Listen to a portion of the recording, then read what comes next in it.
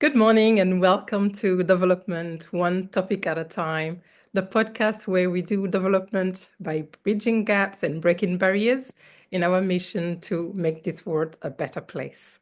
I am your host, Zainab Barry, and today my guest and I will focus on a topic that affects many people, but it's not widely talked about. Many families experience baby loss and or miscarriages. But for some, and for many reasons as well, the issue is not always mentioned in public spaces. And so, given its potential to bring back difficult and challenging past memories, please note the trigger warning for this episode. And feel free to only listen to this podcast as long as you feel comfortable doing so. Pause and reflect as needed, or simply distance yourself from it if the listening experience proves challenging.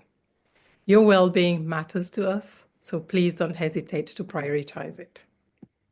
My guest today is none other than the wonderful 𝗕𝗯𝗆 Adeyinka. Good morning, 𝗕𝗯𝗆. Good morning, Zainab. Thank you for that lovely intro.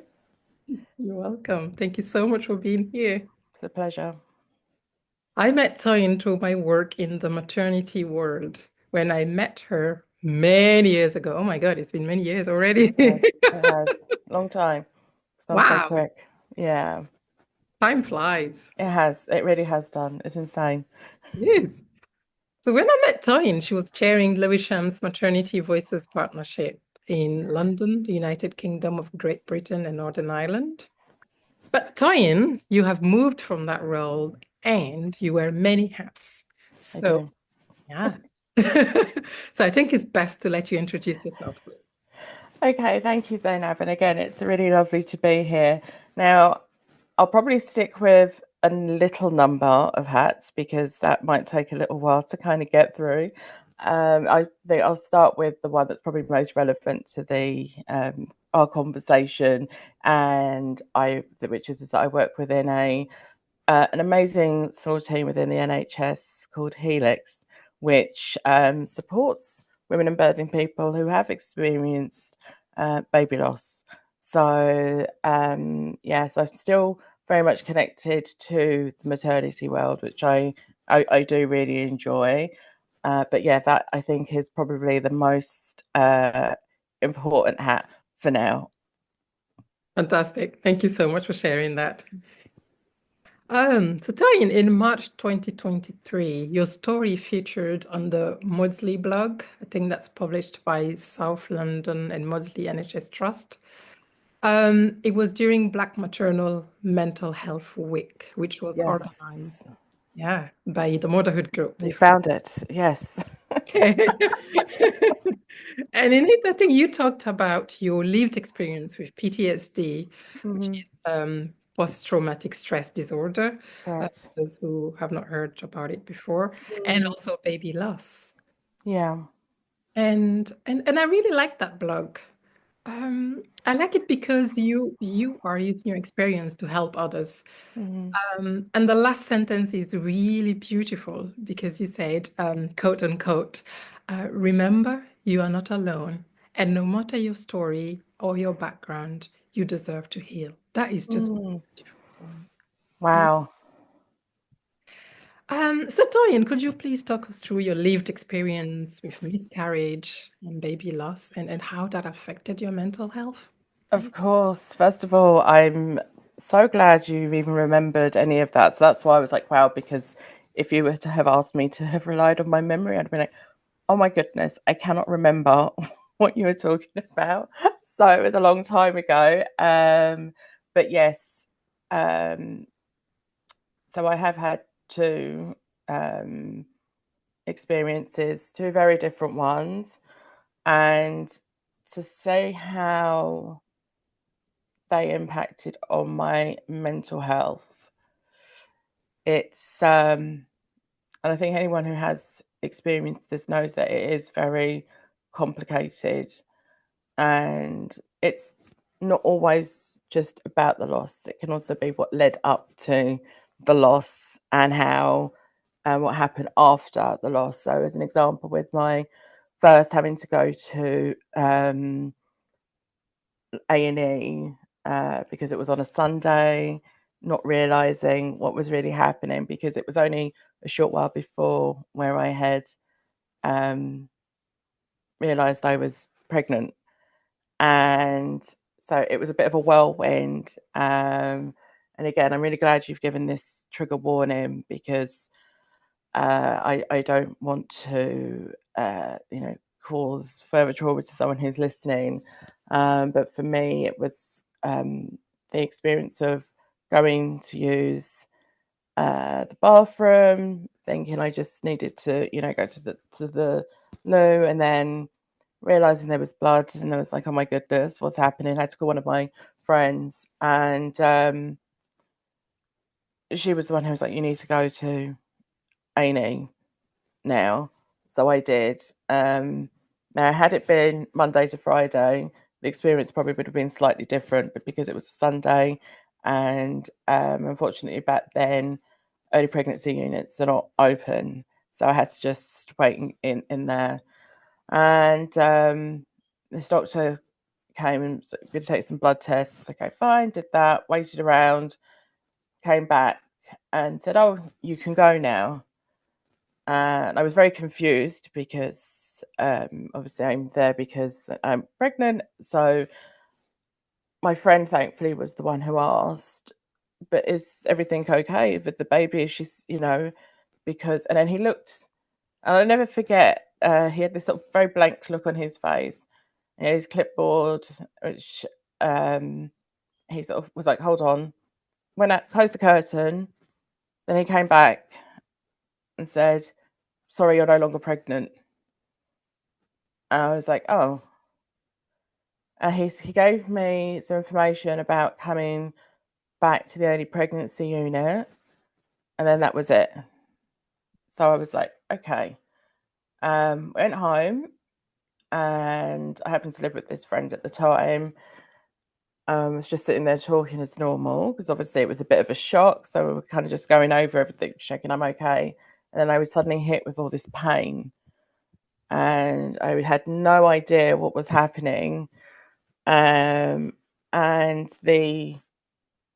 did this, it's like this instinctual thing of turning around on the sofa to sort of ease this pain. And then I felt, oh my gosh, I need to go to the loo again. Anyway, so I went, and this again, trigger warning, was as I went to flush. Now, this is where the what impacts on me the most was I realised what I had just gone, and seeing,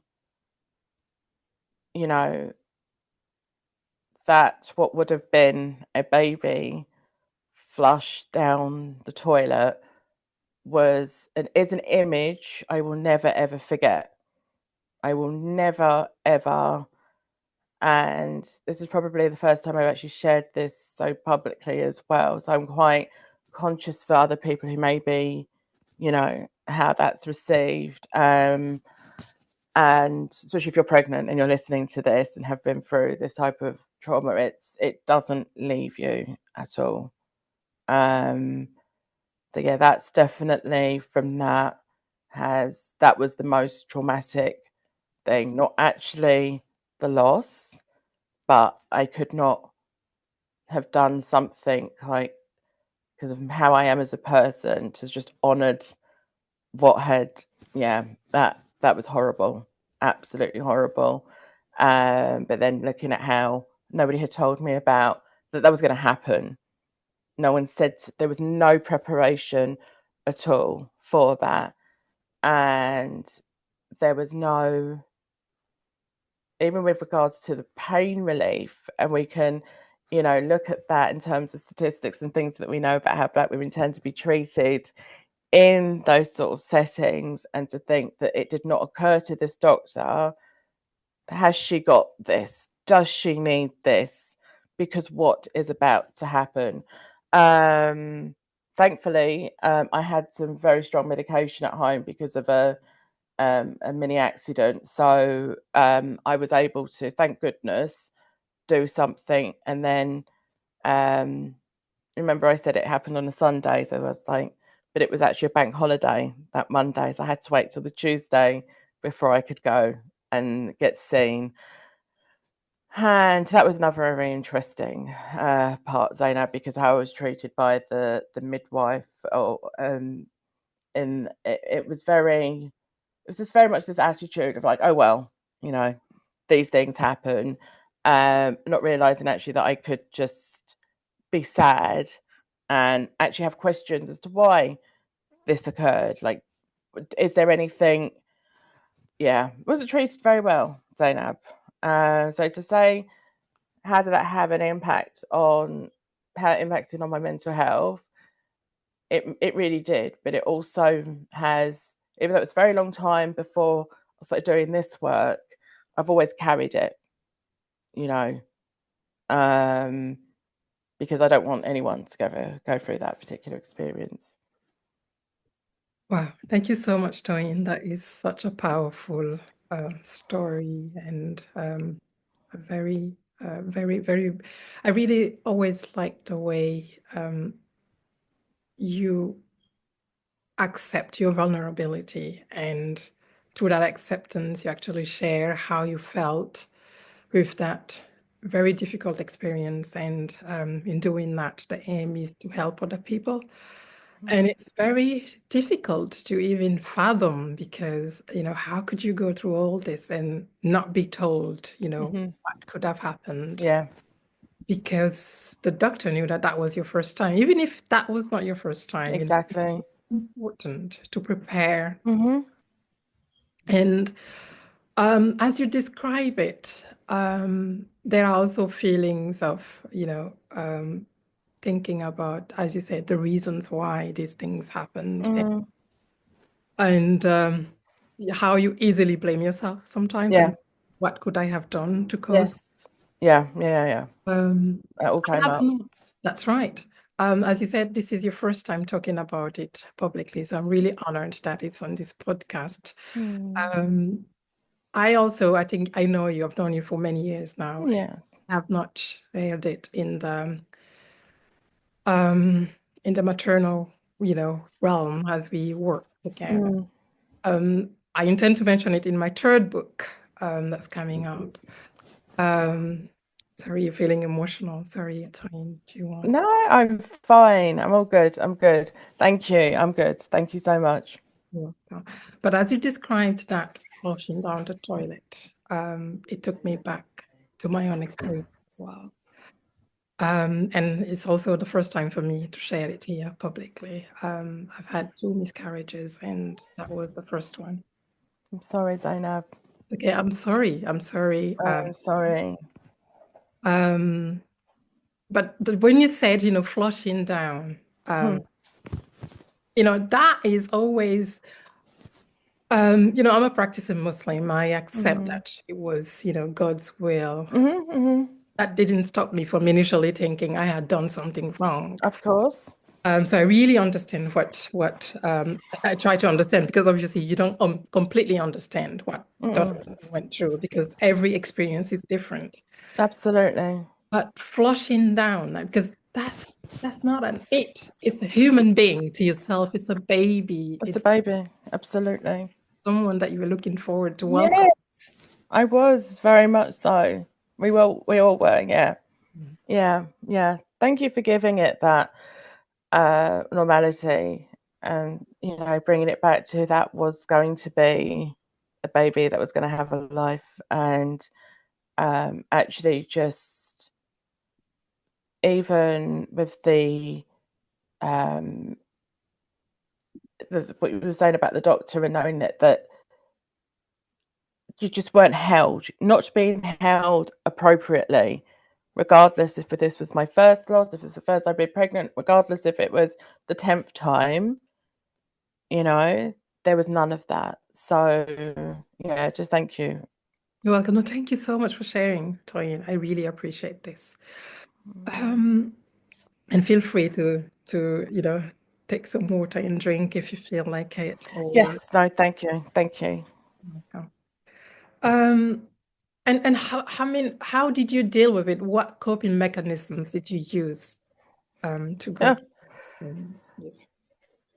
I would say it was an interesting time because of where I was working, and we were in the process of, unfortunately, closing down. I used to work in a hospital, and it was closing down, so we were in the middle of, emptying it, finding new places for these women we were supporting. I went back to work. So I had the loss on the Sunday. It was the bank holiday, the Monday, the Tuesday, the Wednesday. Yeah, I was back to work because I didn't even feel I was entitled, if you like, to have any kind of space, like just some time to accept, oh, this thing had happened, and this very real thing. And I'm describing not the baby as a thing, but this whole event, had gone on. I just went straight back to work, and I was sad, but I also wanted to know, like, what is it I could, because like you said about the guilt, was it something I had done? So I started reading up, and I also have a condition, which I'm sure many of your listeners will know about, was PCOS. So the fact that having that and being pregnant without having any help, it made me more like, what can I do? So I started reading up about the things that I was doing that could have caused that loss. And actually, when you talk about acceptance, the one thing I wasn't doing was allowing myself that room to say that actually these things do happen. Yeah, it's not necessarily room for blame. I don't know if that's a woman thing either, where it's like I went inwards instead of, because I'm now at this stage where I do think actually very much like this, but that shouldn't take away from having room to grieve. So I think my coping mechanisms at that point were to just get on with it. My colleagues knew, which was very helpful. They're an amazing group of women, and they were very supportive. So just checking I was okay. A friend that I lived with was also the same, and I pretty much just it happened, and I got on with things. With the second baby loss, that was not the case at all. That was not the case. There was no. There was a very short amount of time where I felt like I was okay, and then it was approaching Mother's Day, and I thought I was going to have a breakdown when it all hit me, and I wasn't sure what to do. I didn't know who to speak to because not a lot of people knew about that particular loss, so I didn't know. I didn't know what to do, and I remember Googling, trying to find who it was that I could talk to, because I did think I was going to lose my mind. I really did.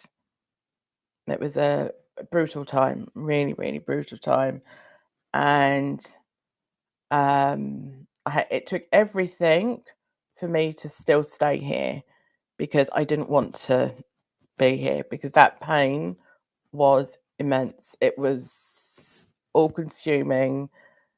And it was like I must have gone into shock because I think I went from feeling nothing to feeling all of these feelings of hurt, pain, anger, rage, you name it. But thankfully I found a charity, and there was a woman I spoke to who just changed everything for me, and I give her so much thanks. I always will do, and I will carry that woman forever because I don't know what I would have been like had it not been from that help. Wow, thank you so much for sharing that, Toyin. And I'm sorry for everything you've been through.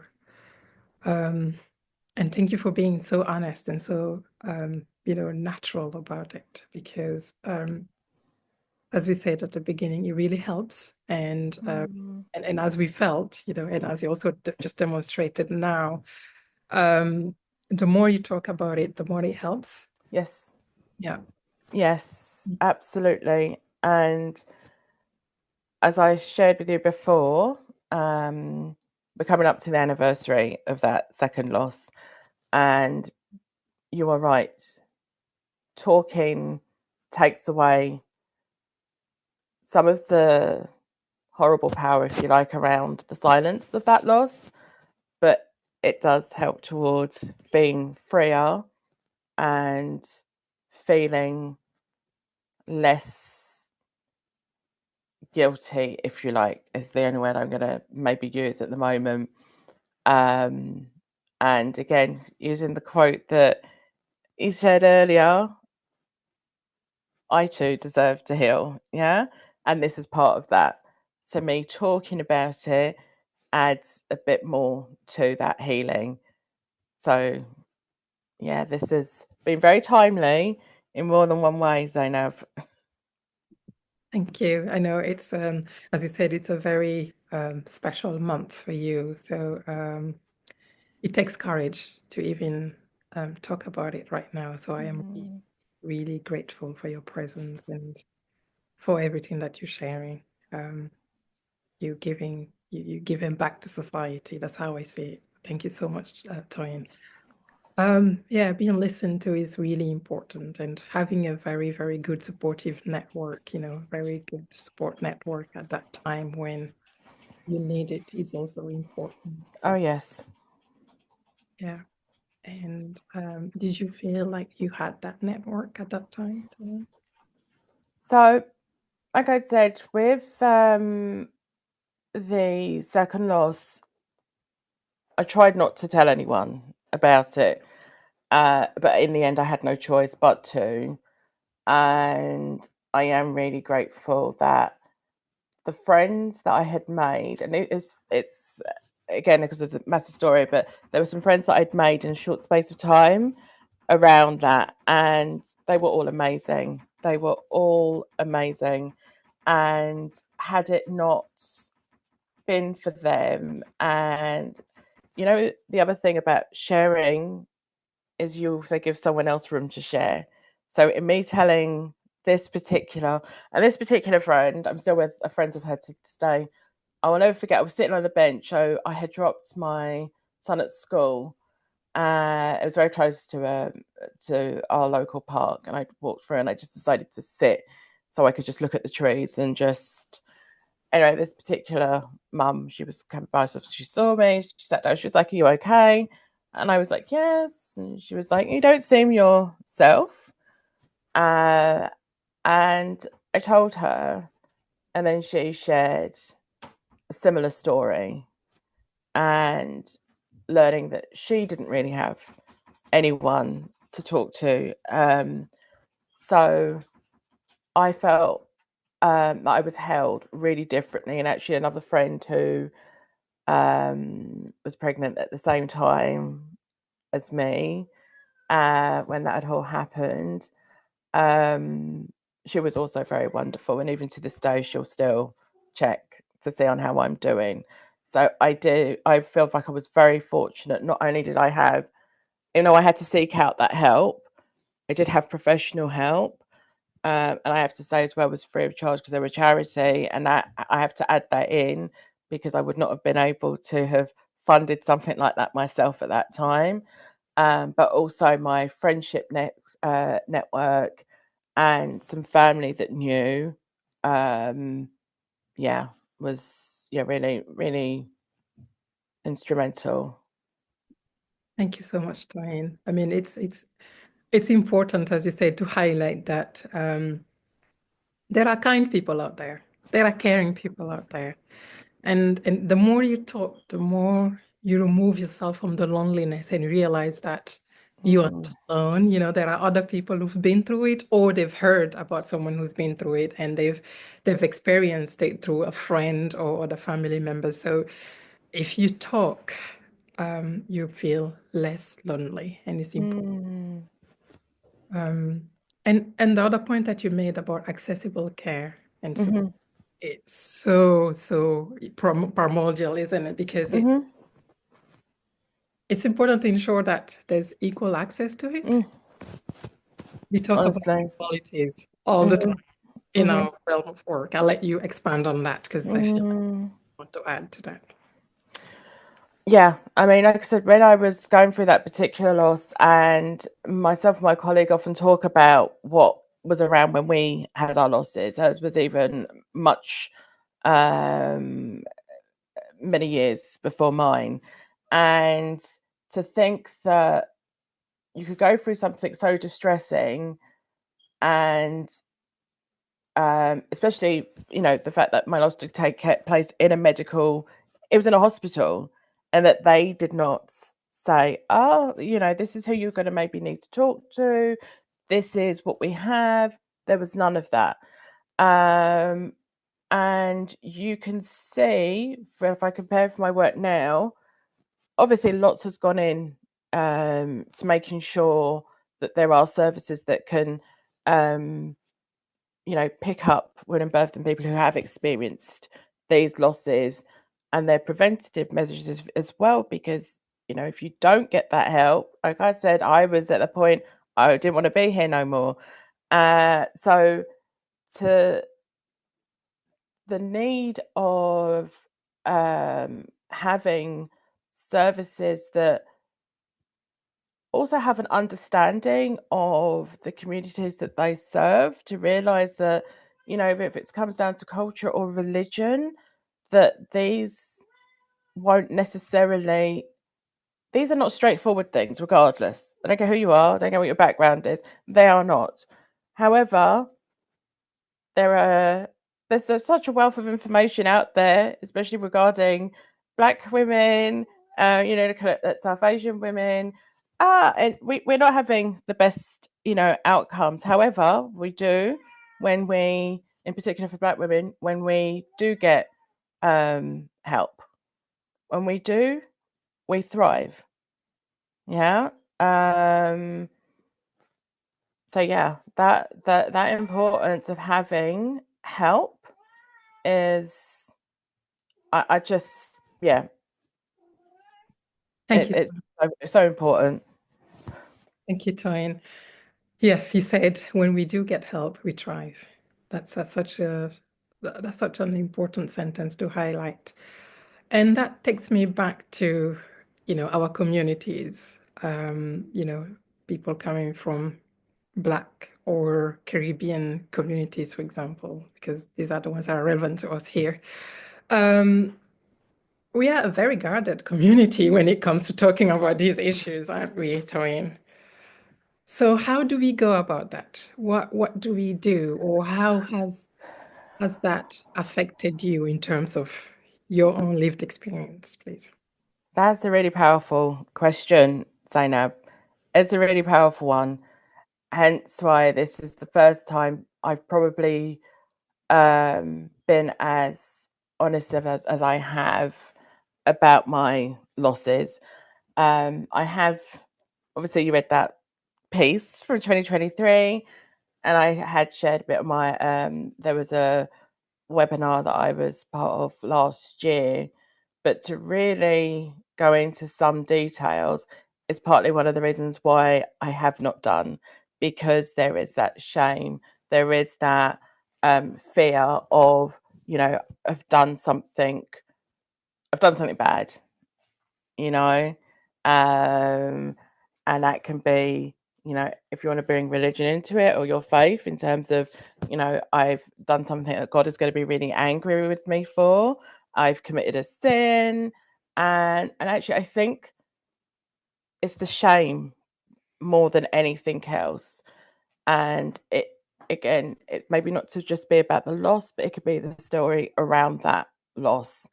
And you're right in terms of African and Caribbean people, we do hold certain things, and I've never quite, being honest, understood why we feel that we're it's not just our communities that hold and hide.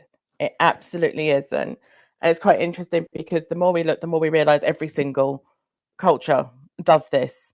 There is no one that has that kind of monopoly to say, oh, we are the most accepting and most understanding. Absolutely not. Hence why I have not gone into fully all of those details around, in particular, my second loss, because that brings up a load of issues, and then the questions, and then the judgment, because I already know where it's going to go.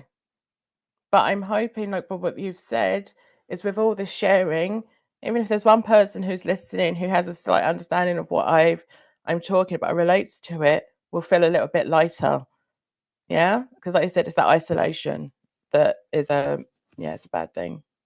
Yeah, thank you so much, Toyin. And you make such an important point as well about it not just being in our communities. So we do not claim to be the community that is the most guarded in the whole world.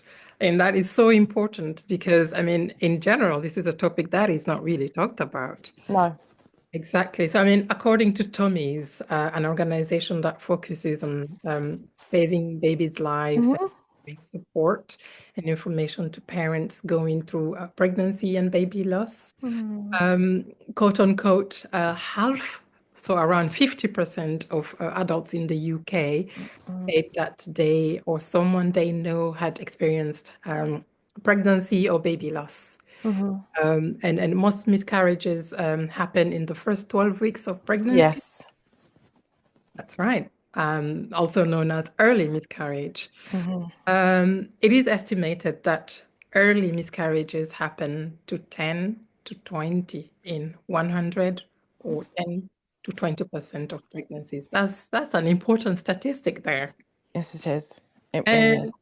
It's also estimated that second trimester loss, or what we call late miscarriages, happens to 3 to 4 in 100. So that's 3 to 4%, of pregnancies.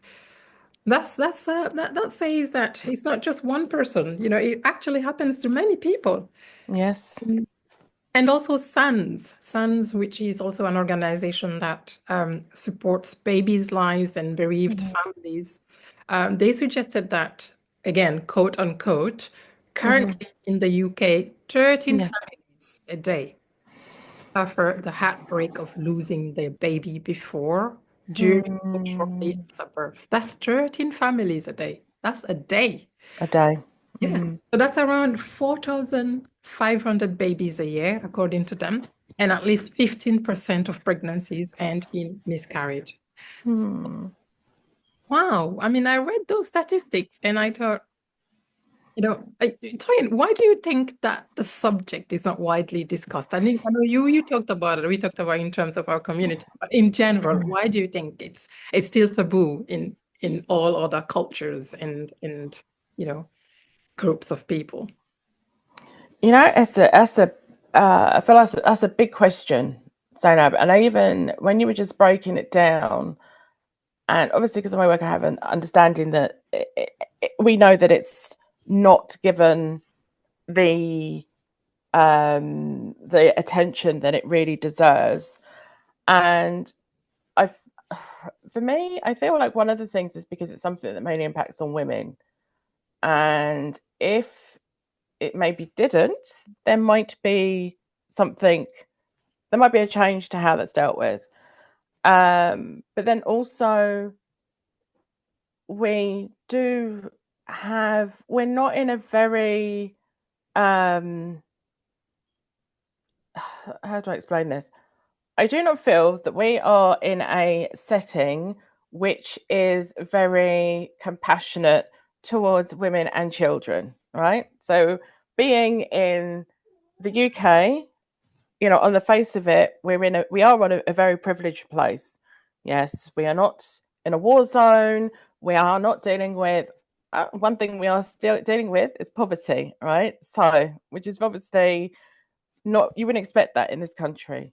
Anyway, with how we are not we are not given that status of being important, then, and you look at it in different issues that affect women and their health. You look at it's always when you hear something, it's because somebody's campaigning.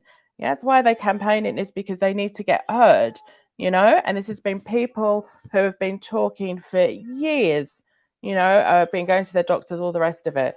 So I feel like with baby loss, and maybe with more of us coming forward and sharing our stories, we take away, but then we also educate others, because the one thing we have to accept is, regardless if we like it or not, baby loss is something that's going to occur.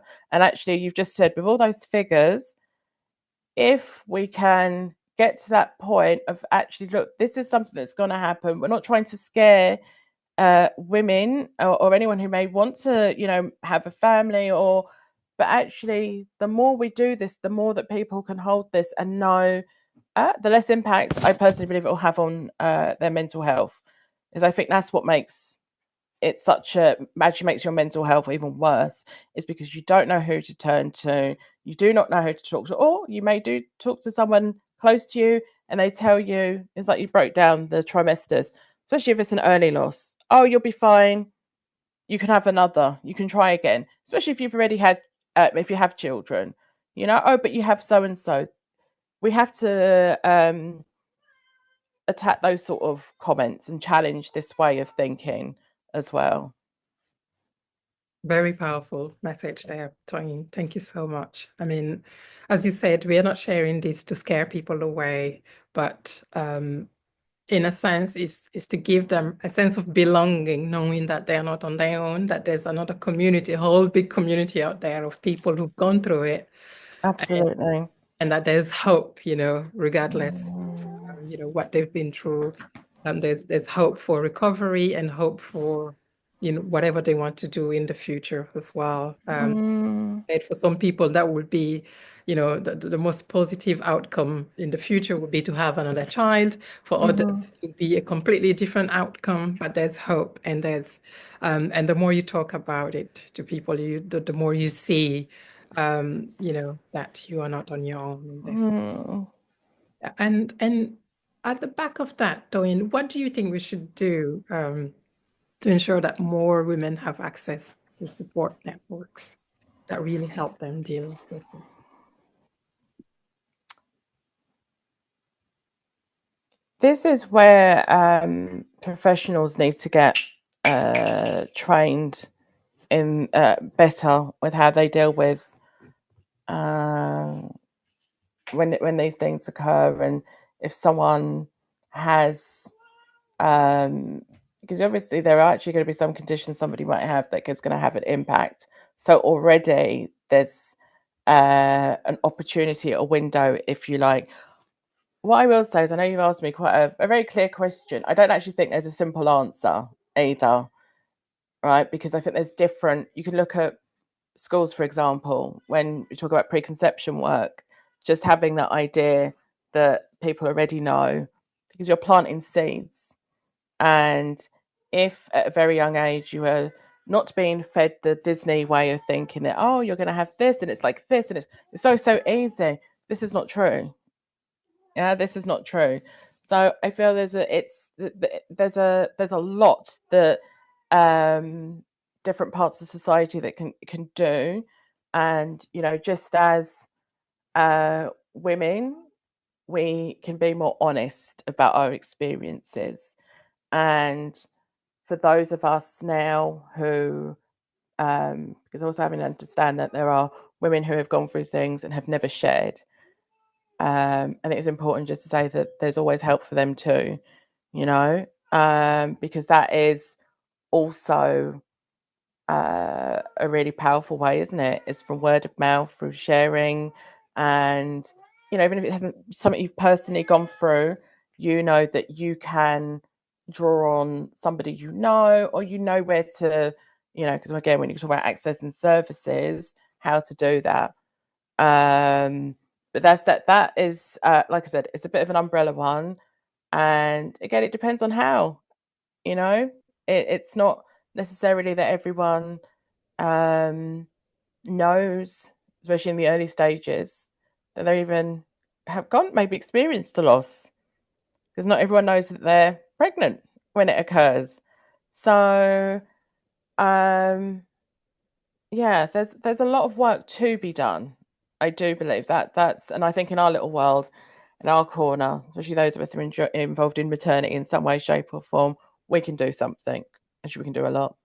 That's right. Thank you so much, Doreen. And it's so important to highlight what you just said regarding the fact that some people go through it without even knowing. You know, so many miscarriages happen without you even realizing that you were pregnant. You know, so it's just part of life, and it's important to remember that it's not your fault. Yes, And those exactly. elements, exactly. And those elements of honesty and realism and pragmatism that you just shared, they are so important because we don't live in a fantasy world. You know, sometimes things happen and they happen, there are no solutions, you know, sometimes. And or other times, you know, what you thought was the solution might be a completely different outcome, and you have to Exactly. accept that. Exactly. And I don't want it to ever take away from somebody's grief and saying that you cannot grieve. I feel like realness and being accepting is also part of your healing. But that doesn't mean for a second that I think you could have been pregnant for a week. You grieve. You were pregnant for 5-6 months. You grieve, you know? There is no I will never think that oh, it was only this, so you should be fine. Absolutely not. But 100% we do need to have that acceptance kind of just drilled in as part of this journey, which can be very painful. That's right. That's correct, Diane. And when you grieve, you know, you grieve, and people grieve differently, right? So many different ways of grieving. And for some, it's a way of just pausing and reflecting. So many different ways. Yeah. Others do pause and reflect without knowing that they're pausing and reflecting because they're doing other things, right? Yeah. Absolutely. So Toyin, how has your lived experience affected you in terms of how has it inspired you to do the work that you're doing now?